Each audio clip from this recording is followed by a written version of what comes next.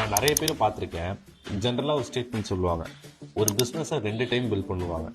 அதாவது ஆரம்பிக்கும் போது ஒரு விஷன் இருக்கும், at the same time second customer ரிவ்யூஸ்லாம் வந்ததுக்கப்புறம் இன்னொரு டைம் அந்த பிராண்டை பில்ட் பண்ணுவாங்க. உங்களுக்கு அது ஃபீல் ஆயிருக்கா?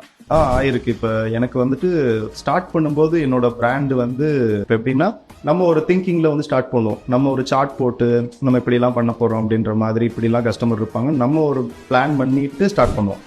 ஆனால் ரியல் டைமில் அப்படி நடக்காது. ஏப்ரல் ஃபூல் அப்படின்றது லேட்டராக தான் நமக்கே புரிய வரும். இது மோஸ்ட்லி எல்லாருக்கும் தெரியும். நான் ஒன்றும் இதை எஜுகேட் பண்ணுறதுக்கு வரல, என்னோட அனுபவத்தை சொல்கிறேன். 2வது டைம் நான் பில்ட் பண்ணும்போது அவங்க என்ன மாதிரி கொஸ்டின்ஸ்லாம் ரைஸ் வச்சாங்க. இப்போ வந்து 1 இயர் தான் அது, உங்ககிட்ட நான் எது கொடுக்கணும், எப்படி உன்னை நம்பலாம், என்ன டாக்குமெண்டடாக நீ என்ன கரெக்டாக இருக்கீங்களா அப்படின்ற மாதிரி நிறையா கொஸ்டின்ஸ் வரும். ஸோ அதெல்லாம் நம்ம எப்படி வந்து இன்கார்பரேட் பண்ணிவிட்டு நம்ம எப்படி எவால்வேட் பண்ணி வெளியே வரோம் அப்படின்றது ரொம்ப முக்கியம். இந்த 10 இயர்ஸில் வந்துட்டு எங்களை நாங்கள் நல்லாவே வந்து இம்ப்ரூவ் பண்ணியிருக்கோம்.